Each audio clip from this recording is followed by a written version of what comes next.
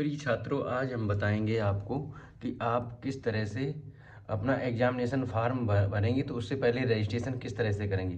तो सबसे पहले आप इस तरह से गूगल यानी आप इस पे गूगल सर्च पे जाएंगे, यहाँ पर डालेंगे C S J M university.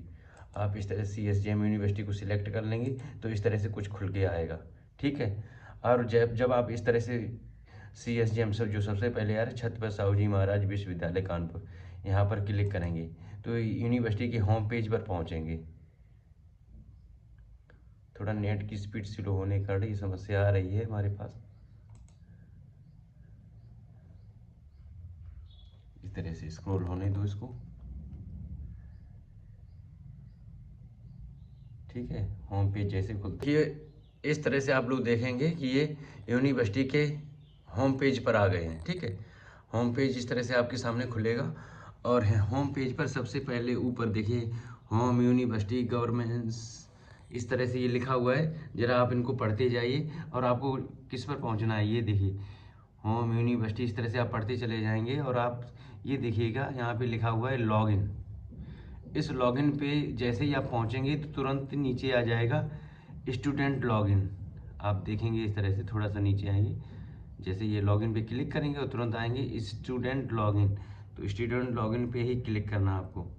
इस तरह से आपने क्लिक जैसे किया, ठीक है। अब यहाँ पर यदि आप इस तरह से आपका सामने पेज आ रहा है, ठीक है। यहाँ पे इनरोलमेंट नंबर और पासवर्ड आप कोई भी डालते हैं और यहाँ पर यदि आ रहा है इनवैलिड इनरोलमेंट नंबर, पासवर्ड या डाटा नॉट फाउंड, इस तरह की कोई सिचुएशन आ रही है तो इसका अर्थ ये है यहाँ पर कि अभी आपने न्यू रजिस्ट्रेशन अपना कंप्लीट नहीं किया है। ठीक है। तो जैसे ही आप यहाँ पे अपना न्यू रजिस्ट्रेशन करेंगे, ठीक है, क्योंकि जब आप यहाँ पर इनरोलमेंट नंबर या पासवर्ड को डालते हैं, इनवैलिड डाटा बता रहा है, डाटा नॉट फाउंड, इस तरह की कोई सिचुएशन दे रहा है, तो ध्यान रखिएगा कि आपका अभी न्यू रजिस्ट्रेशन जो है वो प्रोसेस कंप्लीट नहीं हुई। तो आप न्यू रजिस्ट्रेशन पे इस तरह से क्लिक करिए। ठीक है। अब देखते हैं यहाँ पे क्या आ रहा है। देखिए अब यहाँ पर select programme name as on ID card, mode of registration और इनरोलमेंट नंबर और नीचे कैप्चा कोड। तो यहीं पर थोड़ी सोचने समझने की बात है कि जो बच्चे इस समय बीएड में एडमिशन लिए हैं इसी साल सत्र 2025 और 26 में, तो यहाँ पे बीएड के 2 पॉइंट आप देख रहे हैं, वो प्रोग्राम निकल के आ रहे हैं। तो ये आपको देखना है। ये देखिए एक बीएड, ये तो ये आपको नहीं सिलेक्ट करना है। ठीक है। इसको आप सिलेक्ट नहीं करेंगे। अब आप इसके और नीचे जाएंगे तो यहाँ पे हम शॉर्ट में लिख देते हैं BE, जैसे BEDN सिलेक्ट करेंगे तुरंत आ जाएगा ये। आपको ये सिलेक्ट करना है, bachelor of education BEd effective from 2024-25। ठीक है। कि ये जो है बीएड आपका कोर्स है तो सन 2024-25 से प्रभावित हो गया है, प्रभावशाली है। ठीक है। तो इसी को सिलेक्ट कर लिया। अब आप अपना नाम यहाँ पे डाल देंगे, जो भी नाम आपका रहा हो। ठीक है। इस तरह से कई बच्चों के यहाँ किए हैं तो नाम आ रहे हैं। फिर इसके बाद यहाँ पर एनरोलमेंट नंबर सिलेक्ट ऑलरेडी है ही। ठीक है। आपको थोड़ा सा नाम हटा करके देखते हैं, जैसे मान ली कोई ये है, ये नाम सिलेक्ट कर दिया।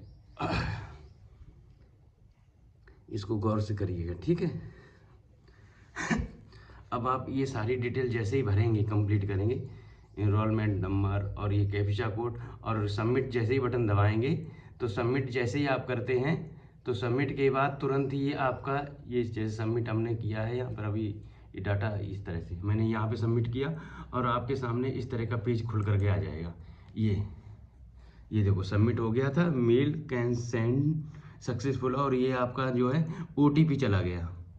ठीक है। अब यहाँ पे जैसे ही आप OTP डालेंगे, आपके मेल पर भी गया है, मोबाइल नंबर पर भी गया है, दोनों पे मेल आपका OTP सेम होगा, देख लीजिए। और OTP डालने के बाद बस इसके बाद OTP डालने के जैसे ही आप यहाँ पे OTP डालते हैं, अभी मुझे OTP प्राप्त नहीं हुआ, और OTP जैसे ही प्राप्त होता है, इसको OTP डालने के बाद सबमिट पर क्लिक करेंगे तुरंत ही आपको अपना नया पासवर्ड एक बना लेना है। तो यहाँ पे पासवर्ड बनाने के लिए थोड़ा सा हम बता दें कि आप जब पासवर्ड बनाएंगे, इस यहाँ पे OTP अभी भी नहीं मुझे प्राप्त हुआ, ठीक है, थोड़ा देर हो सकती है, ठीक है। तो मुझे अब OTP प्राप्त हुआ है, और OTP प्राप्त होने के बाद मैंने OTP डालने के बाद मैं सबमिट करूँगा तो तुरंत ही अगला पेज जो खुलेगा उस पर मुझे अपना नया पासवर्ड बनाना है, क्योंकि इनरोलमेंट नंबर मेरे पास पहले से ही है और नया हमें पासवर्ड बनाना है। तो ध्यान रखिएगा कि नया पासवर्ड आप जब बनाएंगे तो उसमें capital letter, small letter, special character और आपका डिजिट, ये सब शामिल होना चाहिए। तो इस तरह से आप अपना पासवर्ड बना लेंगे और पासवर्ड बना करके आपका यहाँ से रजिस्ट्रेशन कंप्लीट हो जाएगा, ठीक है। इतनी सी बात है। जो जिन छात्रों का इनवैलिड बता रहा है, डाटा नॉट फाउंड, इस तरह की समस्या आ रही है, तो ये उनके लिए है कि आप पहले इतना रजिस्ट्रेशन कर लें, इसके बाद आगे परीक्षा फॉर्म भरेंगे, ठीक है।